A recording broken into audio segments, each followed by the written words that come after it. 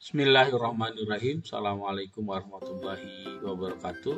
Bertemu kembali dengan saya di Islamic Education Channel. Kita masuk ke topik ketiga dari materi manusia dan agama, yaitu Islam dan fitrah beragama manusia. Bersama saya, Saiful Anwar.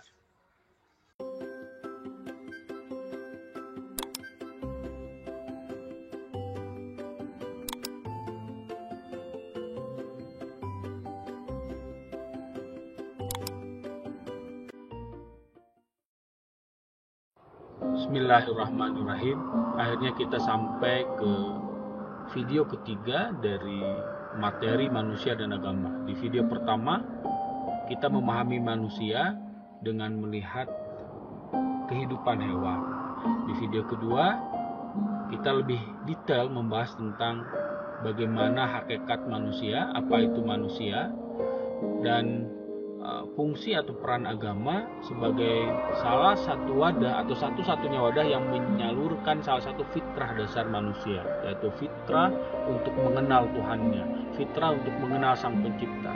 Dan di video ketiga kali ini saya akan membahas tentang Islam sebagai hidayah agama yang diberikan Tuhan sebagai anugerah yang paling indah, anugerah yang paling berharga yang Tuhan berikan kepada manusia. Di akhir video ini Anda akan bersyukur bahwa Anda telah mengenal Islam. Selamat menyaksikan.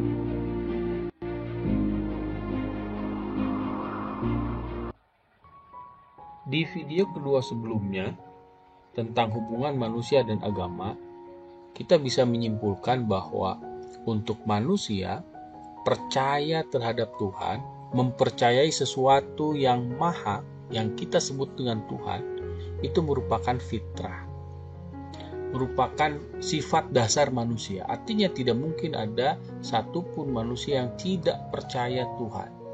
Lantas kenapa ada ateis? Nah, ateis itu muncul bukan dari awalnya dia tidak percaya terhadap Tuhan, tapi ateis muncul karena orang tersebut mendapatkan informasi yang salah tentang Tuhan. Atau sebelum dia jadi ateis, dia menerima konsep Tuhan yang salah dari agama sebelumnya. Atau konsep Tuhan yang diajarkan oleh agama sebelum dia jadi ateis itu tidak memuaskan fitrah dasarnya. Artinya, terlepas dari itu semua, sekali lagi, percaya pada Tuhan merupakan fitrah manusia. Jadi tidak mungkin ada manusia yang tidak percaya pada Tuhan. Di dalam surat Az-Zariyat, karena Allah Subhanahu wa taala berfirman, "Wa ma khalaqtul jinna wal insa illa liya'budun." Kata Allah, tidaklah aku ciptakan jin dan manusia kecuali untuk beribadah. Artinya apa? Tuhan secara khusus menciptakan manusia dan jin untuk melakukan pengabdian kepadanya dalam konteks ibadah. Dan untuk mewujudkan tujuan penciptaannya itu, Tuhan tidak tinggal diam. Sebagaimana pencipta-pencipta pada umumnya di dunia manusia, orang yang buat laptop, supaya laptop itu dijalankan sebagai laptop, buatlah manual. Orang yang membuat televisi, supaya televisi itu berjalan sebagaimana mestinya sebagai televisi, dia buat pedoman penggunaan televisi. Nah, sama, apalagi Tuhan. Tuhan ketika menciptakan makhluk, terkhusus manusia dan jin, yang tujuan penciptanya untuk beribadah, Tuhan tidak membiarkan makhluknya tanpa petunjuk. Artinya, untuk menjalankan kehidupannya dalam konteks beribadah kepada Tuhan, manusia diberikan hidayah. Apa itu hidayah? Hidayah itu secara bahasa adalah petunjuk. Manual book, petunjuk yang diberikan Tuhan kepada setiap makhluk hidup. Tujuannya untuk apa? Untuk mempermudah agar makhluk hidup itu mampu menjalankan kehidupannya. Dalam konteks manusia, hidayah itu Tuhan berikan kepada manusia supaya dia tahu caranya bagaimana untuk mengabdi kepada Tuhan. Dengan demikian, orang yang mengikuti petunjuk Tuhan, petunjuk Allah, dia akan mampu menjalankan kehidupannya dengan baik. Artinya, dia bisa melakukan kegiatan ibadah. Makanya di surat Al-Baqarah ayat 38 Allah Subhanahu wa taala berfirman, "A'udzubillahi minasyaitonirrajim." Anda lihat ini, "Faman tabi'a hudaya," kata Allah, barang siapa yang mengikuti petunjukku ketika hidayah itu datang, fala khaufun 'alaihim, niscaya tidak ada kekhawatiran atas mereka, wala hum yahzanun, dan tidak pula mereka bersedih hati.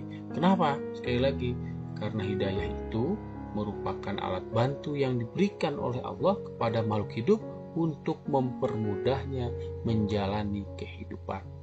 Bagi manusia adalah untuk melakukan aktivitas ibadah kepada Sang Pencipta. Apakah hidayah itu Tuhan berikan kepada orang tertentu saja, makhluk hidup tertentu tidak? Tuhan memberikan hidayah kepada setiap makhluk hidupnya tanpa kecuali.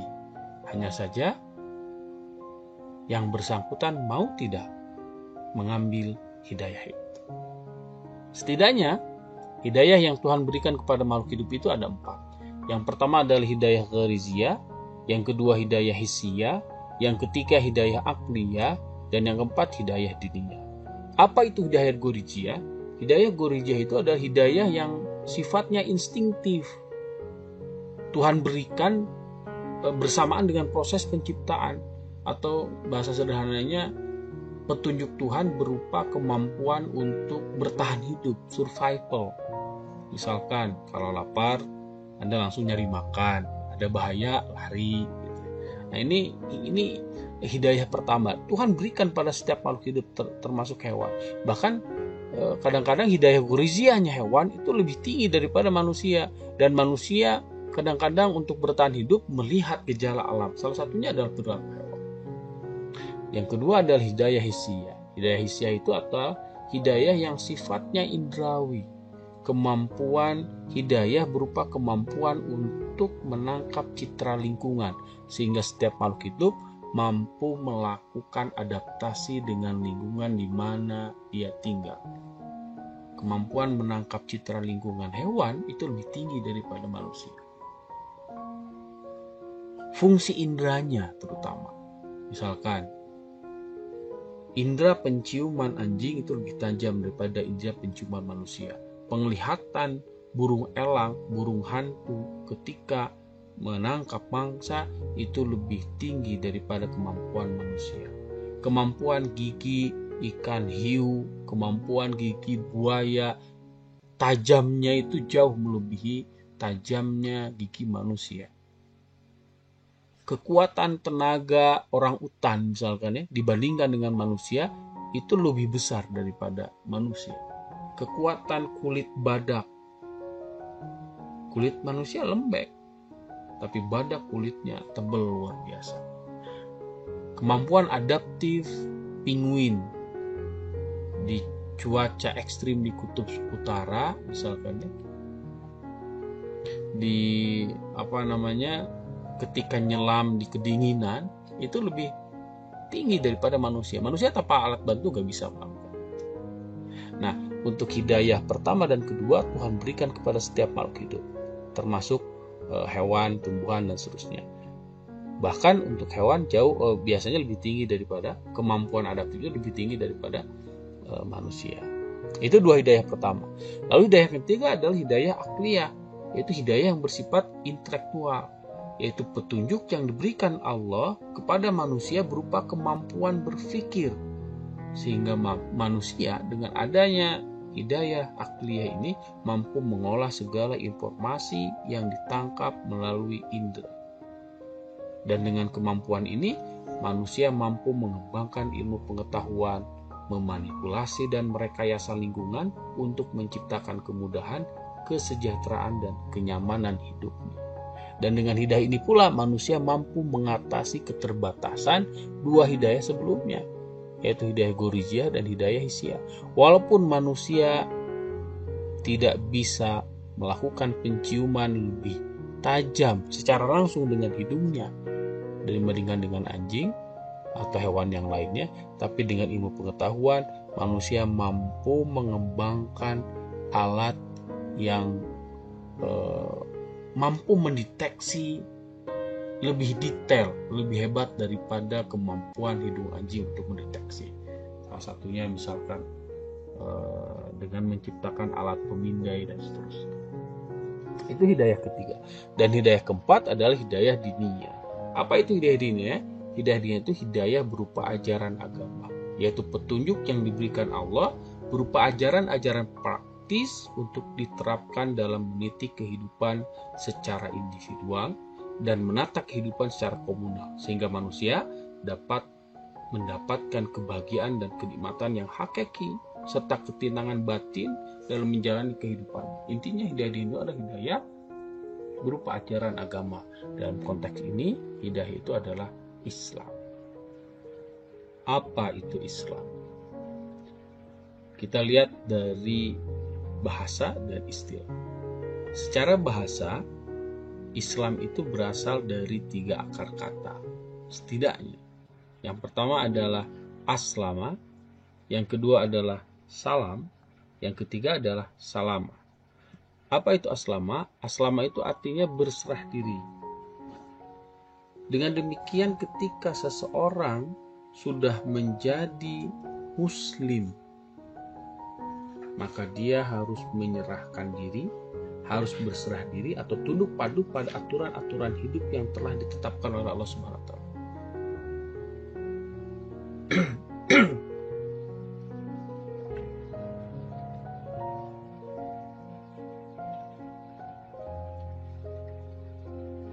Apa itu Islam? Kita lihat secara bahasa dan istilah. Secara bahasa, Islam itu terdiri dari 3 akar kata. Yang pertama adalah aslama, yang kedua adalah salam, yang ketiga adalah salama. Aslama artinya adalah berserah diri. Dengan demikian, seorang muslim adalah seseorang yang menyerahkan diri atau berserah diri, tunduk patuh pada aturan-aturan hidup yang telah ditetapkan oleh Allah Subhanahu wa taala. Kenapa seorang muslim memilih demikian? Karena ingat, Islam itu adalah hidayah. Islam itu adalah hidayah yang diberikan oleh Allah untuk mempermudah manusia menjalankan kehidupannya. Maka wajar ketika seorang muslim itu dia berserah diri pada aturan yang Allah ciptakan untuk dirinya. Karena hanya dengan mengikuti aturan itu, dia akan mendapatkan kemudahan dalam menjalankan kehidupan. Yang kedua, salam. Salam itu artinya adalah damai. Dengan demikian, seorang muslim itu akan mendapatkan rasa damai dan menebarkan kedamaian dalam dirinya. Kenapa? Karena sekali lagi, sebagaimana yang Tuhan firmankan dalam surat Al-Baqarah 38 yang sebelumnya sudah saya sampaikan, orang yang mengikuti petunjuk Tuhan, faman tabi'a hudaya, kata Allah, fala khaufun alaihim walahum yahzanun, dia akan mendapatkan ketenangan, tidak ada rasa khawatir dan kesedihan, sehingga dia akan memperoleh kedamaian dalam hidupnya karena dia mengikuti petunjuk Sang Pencipta. Dan yang ketiga, secara bahasa, Islam itu artinya salamah, yang berarti keselamatan. Karena memang Islam sebagai hidayah menjamin manusia untuk bisa menjalankan kehidupannya dengan benar. Karena Islam adalah petunjuk Tuhan atau petunjuk untuk kehidupan manusia yang diberikan oleh Sang Pencipta. Ingat, dalam logika manusia, dalam kehidupan manusia, hal yang paling rasional di dunia ini adalah kalau Anda ingin hidup bahagia, ikuti petunjuk Sang Pencipta. Karena yang paling tahu tentang kita adalah yang menciptakan kita, yaitu Tuhan. Dan Islam itu adalah pedoman hidup bagi manusia supaya manusia bisa menjalankan kehidupannya dengan baik. Salah satunya adalah untuk menjalankan fungsi ibadah. Nah, itu makna Islam secara bahasa. Sementara secara istilah kita bisa lihat dari 2 sisi. Makna Islam secara umum dan makna Islam secara khusus. Islam secara umum maksudnya itu adalah agama yang diturunkan oleh Allah kepada para nabi. Mulai dari Nabi Adam sampai Nabi Muhammad SAW. Artinya Islam dalam konteks ini adalah Islam atau satu ajaran yang memiliki misi tauhidullah. Jadi semua agama yang dibawa oleh para nabi, semua ajaran para nabi misinya sama, yaitu adalah tauhidullah. Jadi Islam dalam konteks ini adalah Islam sebagai ajaran yang dibawa oleh para nabi yang memiliki misi tauhid. Sementara Islam dalam konteks khusus itu adalah Islam yang dibawa atau agama, satu nama untuk agama yang dibawa oleh Nabi Muhammad. Kita lihat di surat Al-Maidah ayat 3. A'udzubillahi minasyaitonirrajim. Allah Subhanahu wa taala berfirman, "Al-yauma," kata Allah, pada hari ini, akmaltu lakum dinakum, telah kusempurnakan untuk kamu agamamu. Wa atmamtu alaikum, dan telah kucukupkan kepadamu nikmatku. Wa raditu lakumul Islam madinah, dan aku ridho, kata Allah, Islam jadi agamamu. Jadi Islam ini nama untuk agama yang dibawa oleh Nabi Muhammad SAW. Sehingga untuk menjadi muslim dia harus melakukan syahadat. Hanya saja dalam kenyataannya ada orang yang bersyahadat maksud saya tanpa iman, dan ada orang yang bersyahadat dengan iman atau Islam yang sesungguhnya. Di surat Al-Baqarah, di surat Al-Hujurat ayat 14, Allah Subhanahu wa taala berfirman, qalatil a'rab, orang-orang Arab Badui itu berkata, amanna, kami sudah beriman. Kata Allah, qul, katakanlah Muhammad, lam tu'minu, mereka itu sebetulnya belum beriman, walakin qulu, makanya katakan aslamna, kami telah tunduk. Walamma yadkhulul imanu fi qulubikum, karena iman belum masuk ke dalam hatimu, kata Allah. Jadi Islamnya mereka tanpa disertai iman. Itu dalam bahasa sederhananya adalah munafik. Jadi itu tipe yang pertama, orang yang bersyahadat, bersaksi tentang keislaman tapi tanpa iman. Yang kedua, orang yang bersyahadat atau bersaksi tentang keislaman disertai dengan iman atau Islam kafah. Seperti di dalam surat Al-Baqarah ayat 131 tentang keimanan Nabi Ibrahim. Kata Allah, idh qala lahu, ingatlah ketika Tuhannya berfirman kepada Ibrahim, aslim, tunduk dan patuhlah. Qala, Ibrahim berkata, aslamtu li rabbil alamin, aku tunduk patuh kepada Tuhan semesta alam. Jadi mudah-mudahan kita termasuk orang yang bersaksi akan keislaman kita tapi disertai dengan iman. Yang kedua, Islam dalam konteks ajaran Muhammad itu adalah syariat yang membedakan antara ajaran Muhammad dengan yang lainnya. Jadi satu sistem ajaran, itu Islam. Jadi sekali lagi ya, Islam itu secara bahasa ada 3 akar kata. Pertama berserah diri, kedua damai, yang ketiga selamat. Sementara secara istilah, dalam konteks umum, Islam itu adalah agama yang dibawa oleh para nabi yang membawa misi tauhidullah. Sementara secara khusus, Islam itu adalah sebuah nama untuk syariat atau ajaran yang dibawa oleh Nabi Muhammad SAW. Selanjutnya kita berbicara tentang tujuan dari syariat Islam dalam konteks ajaran Nabi Muhammad. Tentunya semua ajaran Islam yang dibawa oleh Nabi Muhammad SAW itu dibangun atas dasar 5 prinsip utama. Yang pertama adalah menjaga dan memelihara agama. Yang kedua adalah menjaga dan memelihara jiwa. Yang ketiga adalah menjaga dan memelihara akal. Yang keempat adalah menjaga dan memelihara harta. Serta yang kelima itu menjaga dan memelihara keturunan. Yang kelima, tujuan ini terkenal dengan istilah maqasid syariah, tujuan dari syariat Islam. Yang pertama adalah menjaga dan memelihara agama. Maksudnya apa? Syariat Islam diturunkan bertujuan untuk menjaga manusia dari segala kepercayaan dan keyakinan syirik kepada Allah. Jadi misinya adalah tauhidullah. Tapi di samping itu, Islam menjamin kebebasan manusia untuk berkeyakinan. Dalam praktiknya, tidak ada paksaan dalam agama. Sebagaimana Allah Subhanahu wa taala berfirman dalam surat Al-Baqarah ayat 256, Auzubillahi minasyaitonirrajim. La ikraha fiddin, kata Allah.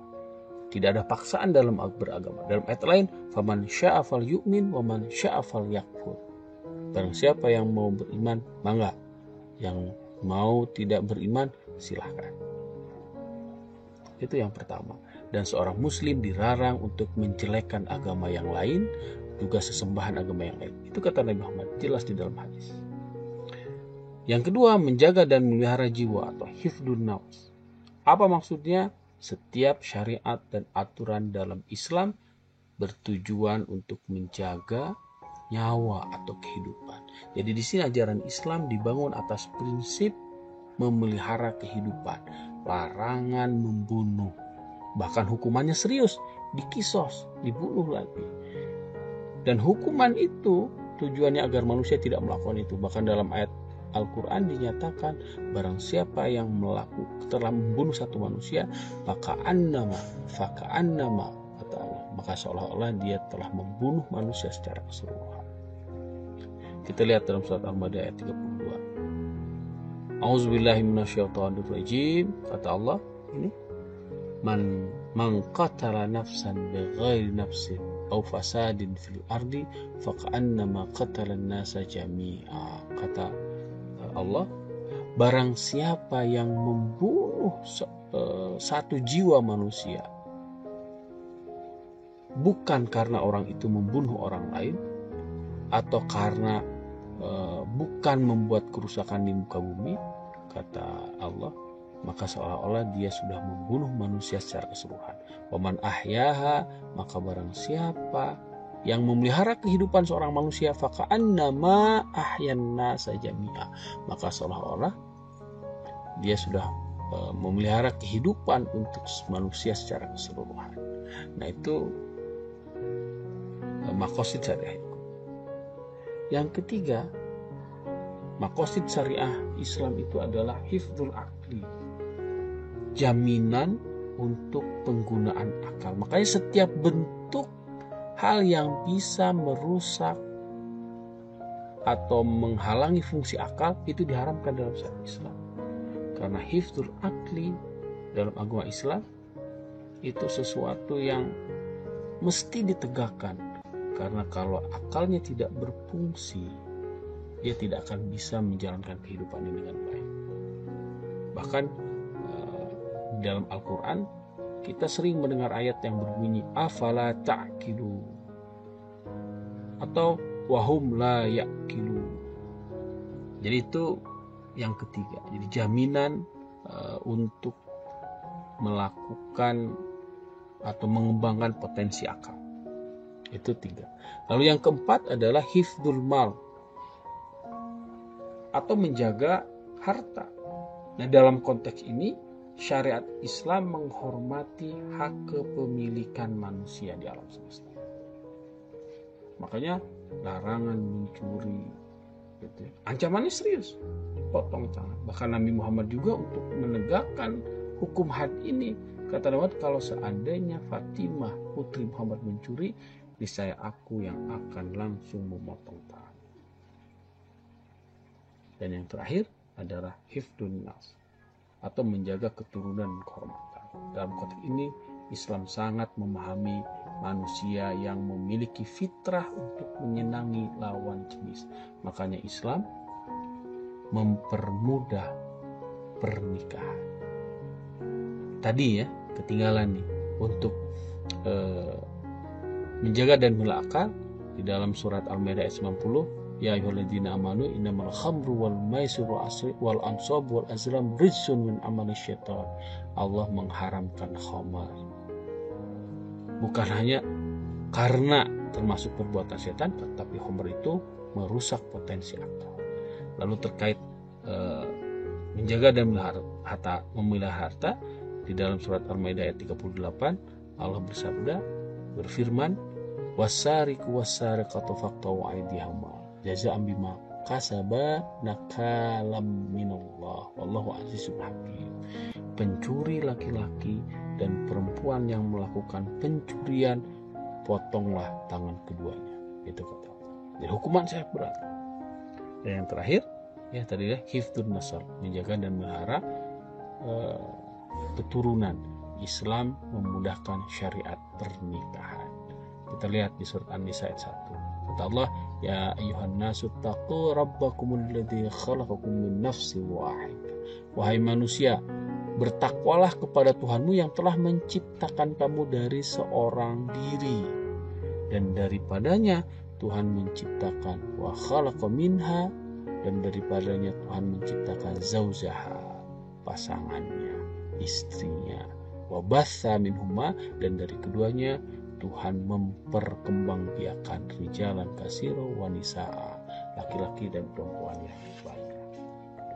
Bahkan di dalam hadis kata Rasul, wahai pemuda, man istata'a minkumul ba'ah, barang siapa yang mampu falyatazawwaj, maka menikah. Itu kata Rasul. Bahkan Rasul mengatakan as-sunnat an-nikahu sunnati faman ragiba an sunnati falaysa minni. Nikah itu adalah sunnahku, barang siapa yang tidak menyukai sunnahku maka dia bukan termasuk. Salah satunya adalah pernikahan umatku. Setelah kita membahas tentang tujuan dari ajaran Islam, kita selanjutnya akan membahas tentang misi dari ajaran Islam. Secara umum misi ajaran Islam itu ada 4. Yang pertama adalah misi kredial, yang kedua misi ritual, yang ketiga misi etika, dan yang keempat adalah misi sosial. Apa misi kredial dari ajaran Islam? Adalah tauhidullah, artinya membebaskan manusia dari ketergantungan kepada selain Allah.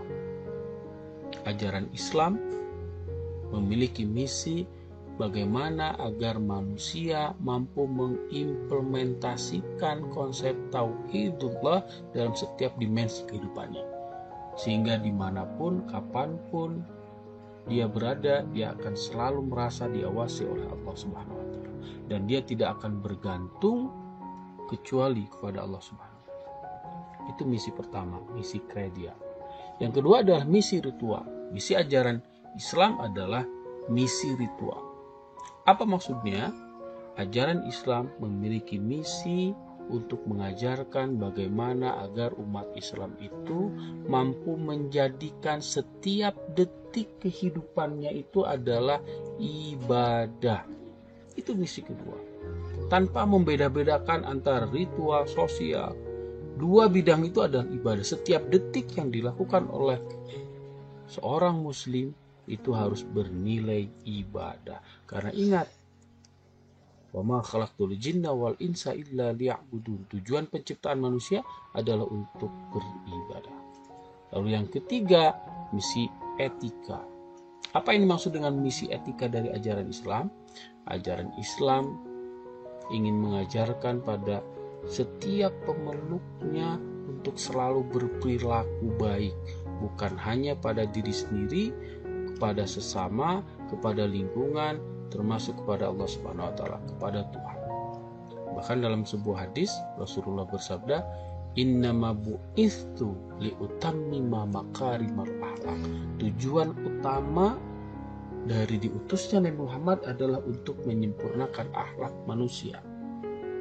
Bahkan dalam hadis yang lain kata Nabi, manusia yang terbaik adalah manusia yang paling banyak memberikan manfaat. Makna yang lain dari misi yang lain dari misi etika ajaran Islam itu adalah menjadikan ajaran Islam sebagai standar etika manusia dalam berperilaku. Dan yang terakhir, misi dari ajaran Islam itu adalah misi sosial, yaitu muamalah. Misi Islam dalam aspek muamalah ini adalah bahwa tidak boleh ada sesuatu pun dari tindak tanduk manusia yang lari dari prinsip-prinsip ajaran Islam. Allah Subhanahu wa Ta'ala telah memberikan konsep dan prinsip-prinsip umum bagi manusia dalam berhubungan dengan sesamanya. Dengan demikian, maka seluruh aktivitas dan tindak tanduk manusia itu harus sesuai, menjurus dan sinergis dengan apa yang telah ditetapkan di dalam nas, baik itu Al-Quran ataupun hadis. Intinya, misi sosial bertujuan untuk menciptakan keseimbangan dalam kehidupan muamalah manusia. Demikian penjelasan tentang 4 misi dari ajaran Islam. Untuk lebih detailnya tentang misi kredial, nanti ada video khusus tentang konsep keimanan dalam Islam. Begitu pula untuk misi ritual, saya akan membuat video tentang konsep ibadah dan takwa dalam Islam. Dan juga untuk yang ketiga, misi etika, itu nanti ada video khusus. Kita akan bahas di situ tentang konsep akhlak dalam Islam. Dan yang keempat, untuk misi sosial pun saya akan buat video khusus tentang konsep muamalah atau konsep ekonomi dalam Islam. Demikian video ketiga kali ini tentang Islam sebagai agama fitrah. Nantikan video-video berikutnya. Terima kasih atas perhatiannya dan kesediaan untuk menonton video pembelajaran kali ini. Mudah-mudahan memberi manfaat. Terima kasih sekali lagi. Assalamualaikum warahmatullahi wabarakatuh.